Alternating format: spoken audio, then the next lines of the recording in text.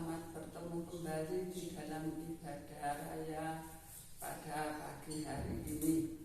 Baik kita yang ada di gereja maupun yang ada di rumah masing-masing, pasti Tuhan melawat melalui ibadah pada pagi hari ini.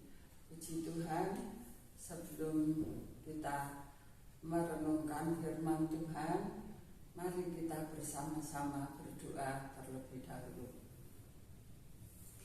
Bapa Surgawi, Bapa kami, Tuhan Yesus Kristus yang Maha Kasih, Maha Penyayang, sungguh kami bersyukur untuk kasih setia dan kemurahan-Mu, sehingga kami boleh kembali beribadah kepadamu walaupun lewat online, tapi kami percaya Tuhan senantiasa memberkati dan mengurapi kami sekalian, urapi hamba-Mu ini Tuhan.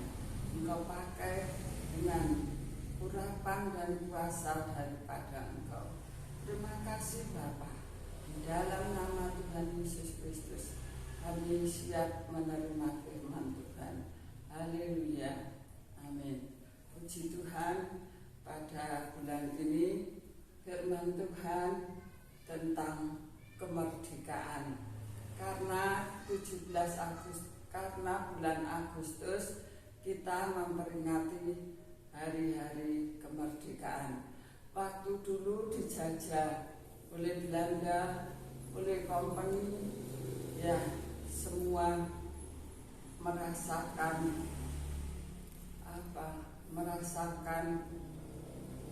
kesulitan, kesukaran yang menimpa. Tetapi puji Tuhan, kemerdekaan Tuhan berikan kepada negara kami Indonesia. Puji Tuhan, judul firman Tuhan kalau minggu kemarin jangan menyerah, kita harus bangkit, dan pada pagi hari ini kita merenungkan firman Tuhan dengan judul kebenaran yang memerdekakan. Puji Tuhan, mari kita baca terlebih dahulu Alkitab kita di dalam Yohanes pasal yang ke-8 ayat yang ke-30 sampai 36. Puji Tuhan.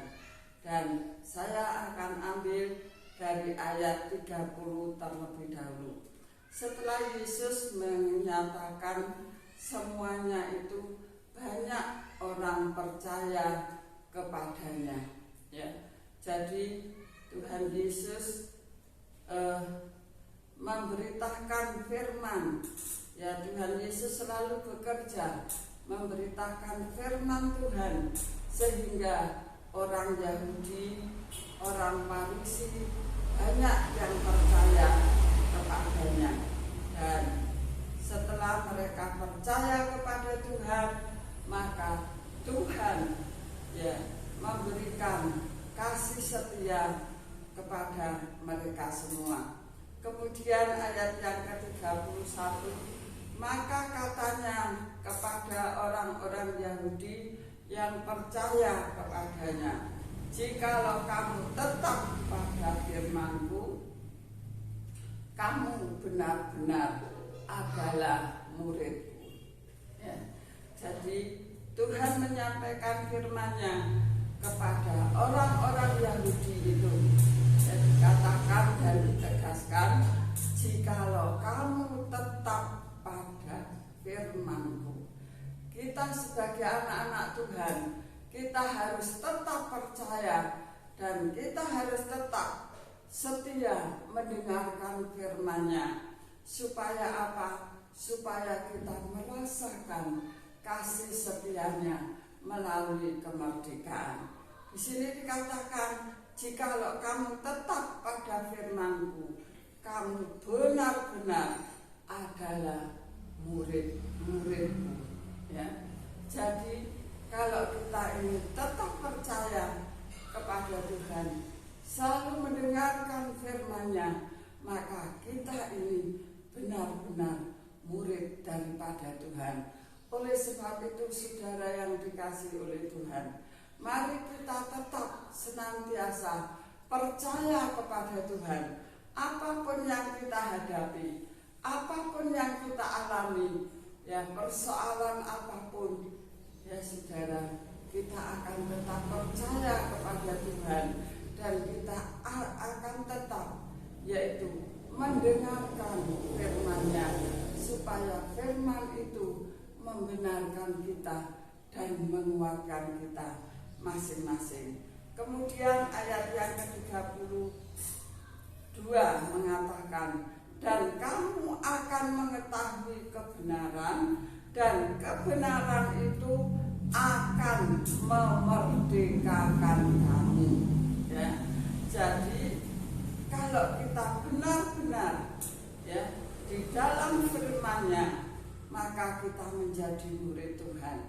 Dan ayat yang ke-32, jikalau kita ini senantiasa ya hidup di dalam firman, dan firman itu adalah kebenaran, maka itu akan memerdekakan kita sebagai anak-anak Tuhan, sebagai orang hidup di dalam dunia.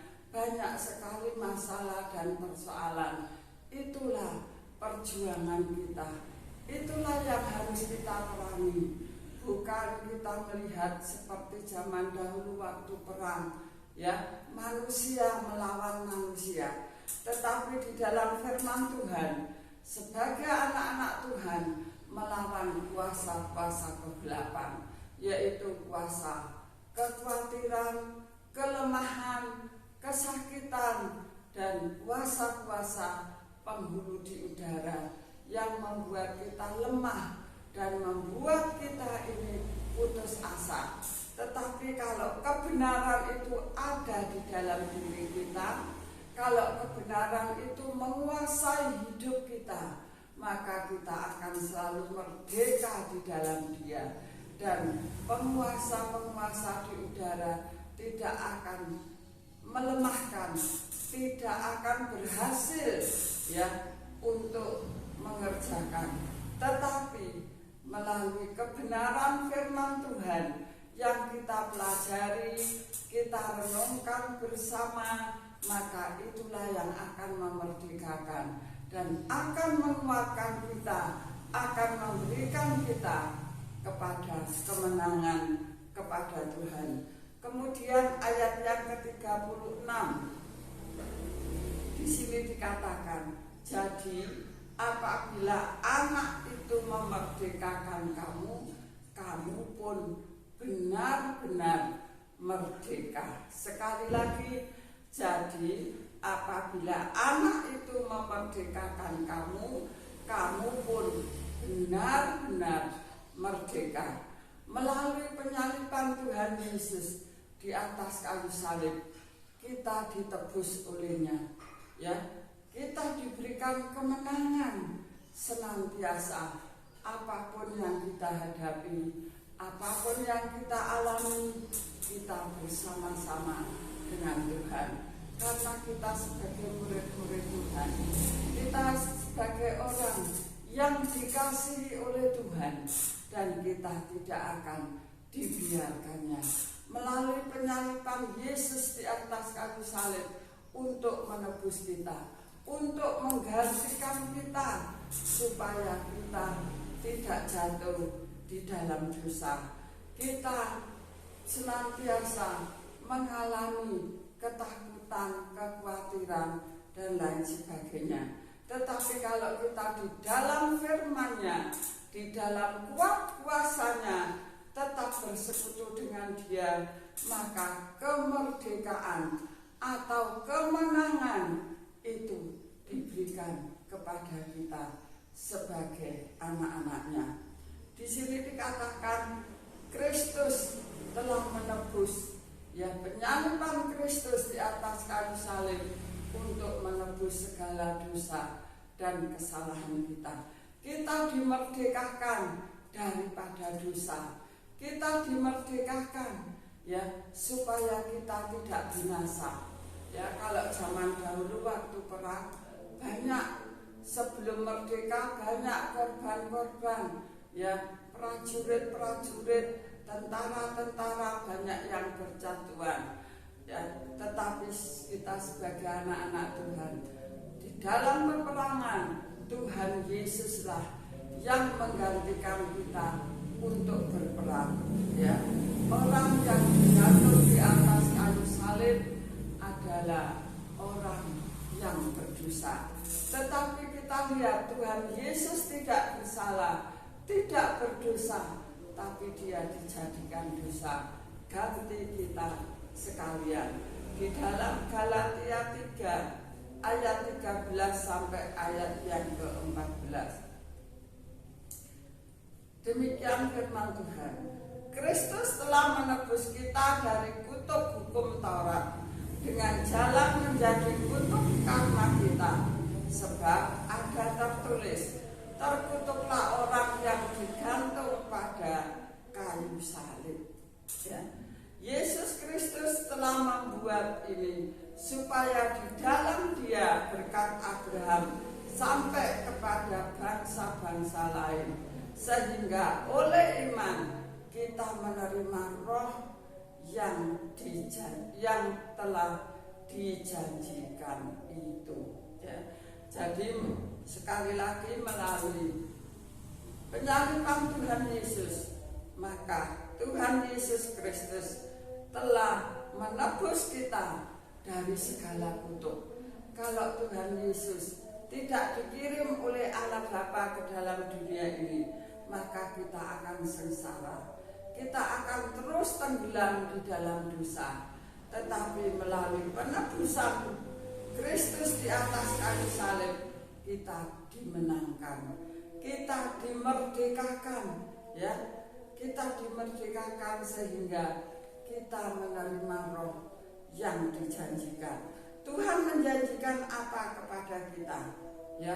Mari kita imani bersama-sama. Kristus telah menebus kita dari kutuk hukum Taurat dengan jalan menjadi kutuk karena kita, ya. Dengan jelas sekali Tuhan Yesus Kristus telah menggantikan kita supaya kita hidup di dalam kemerdekaan, supaya kita hidup di dalam kemenangan senantiasa. Di sini dikatakan sebab ada tertulis, terkutuklah orang yang digantung pada kayu salib.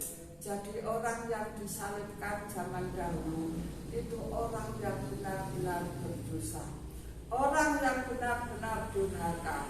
Tetapi kita bersyukur kepada Allah Bapa, Dia memberikan anaknya ke dalam dunia supaya kita tidak binasa, tetapi kita menerima hidup yang kekal, ya. Kita menerima penebusan, kita menerima kemerdekaan oleh karena pengorbanan Tuhan Yesus Kristus.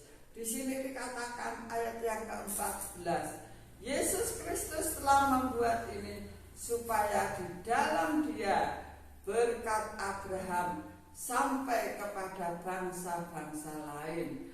Jadi untuk kita menerima berkat, ya, melalui Bapak Abraham, ya. Di sini dikatakan supaya di dalam Dia berkat Abraham. Jadi kalau kita baca di dalam Kejadian tentang riwayat Bapak Abraham yang diberkati dengan luar biasa, ya, sampai Tuhan menjanjikan seorang anak kepadanya dan Tuhan, ya, menepatinya. Sampai Ibu Sarah itu tertawa, ya. Apakah Tuhan tidak tahu? Tuhan tahu.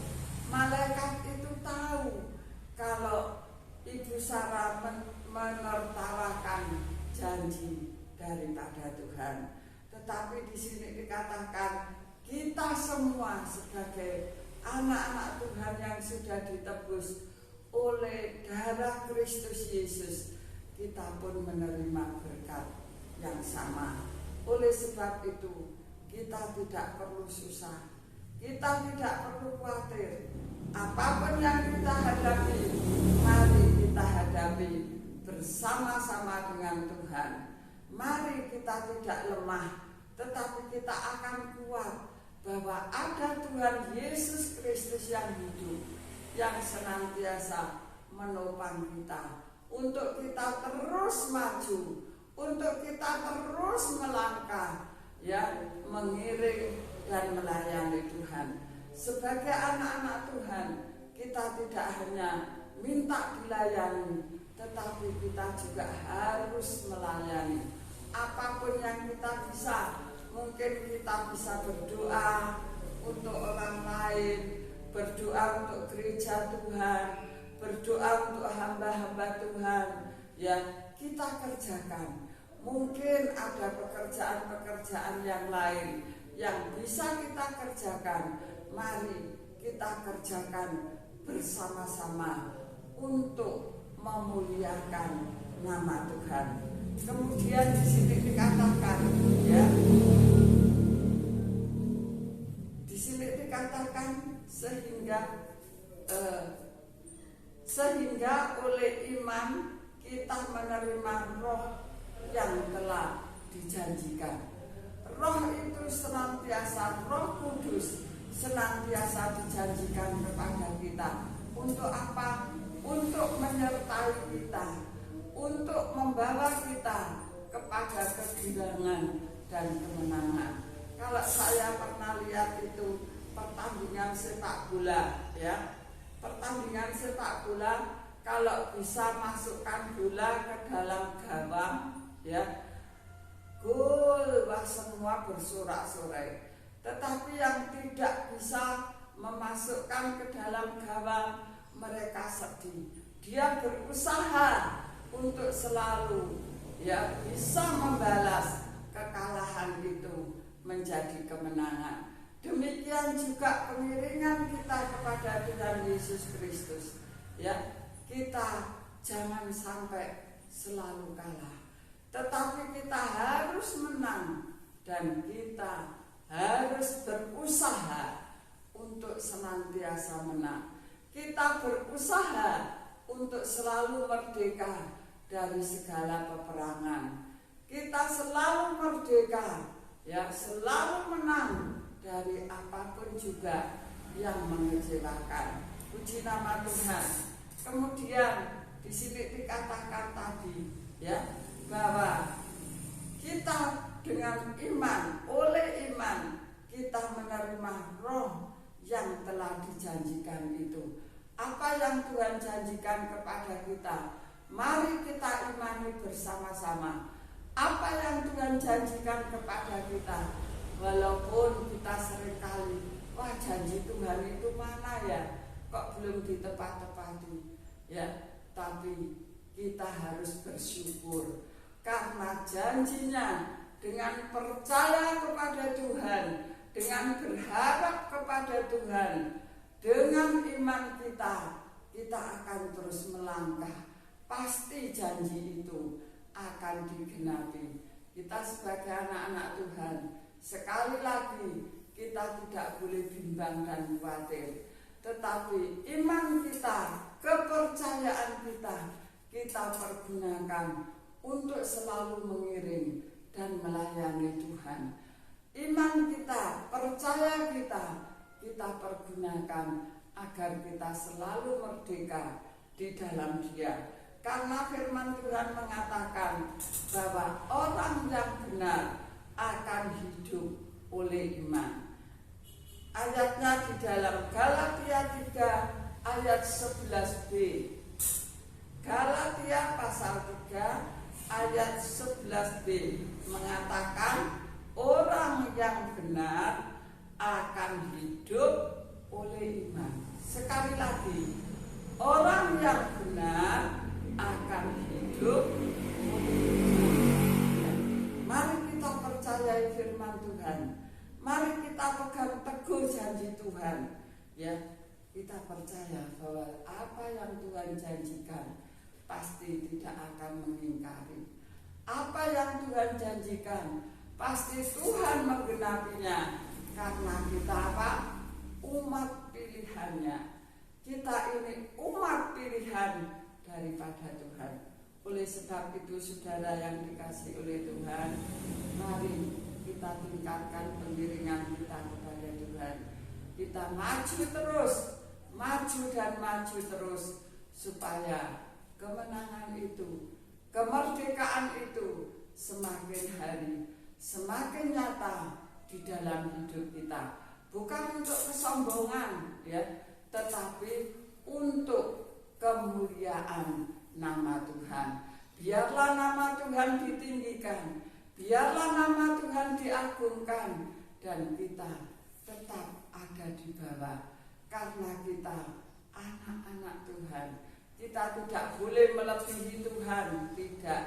Kita tidak ingin melebihi Tuhan, tetapi mari kita percaya, berserah, beriman kepadanya, dan kita menjalani firman-Nya bersama-sama supaya kita kuat ya di dalam peperangan, khususnya di dalam pandemi ini yang belum habis, tapi kita harus selalu berjuang. Dan kita punya satu keyakinan, satu iman, dan kita tetap percaya bahwa Tuhan akan menolong kita semua.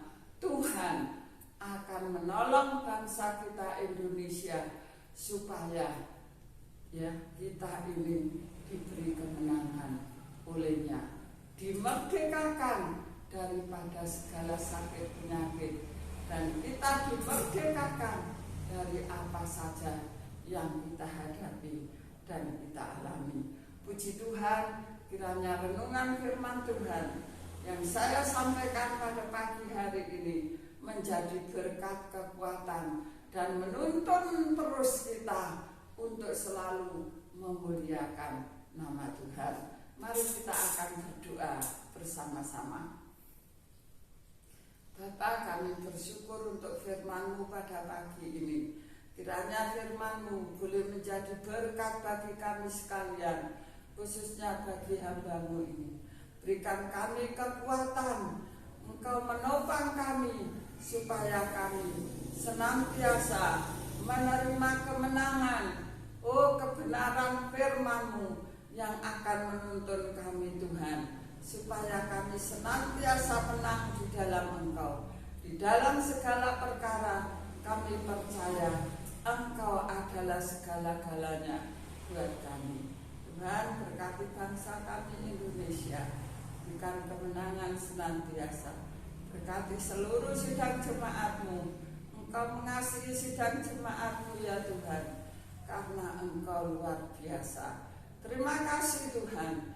Kami bersyukur untuk firman-Mu pada pagi yang indah ini, di dalam nama Tuhan Yesus Kristus.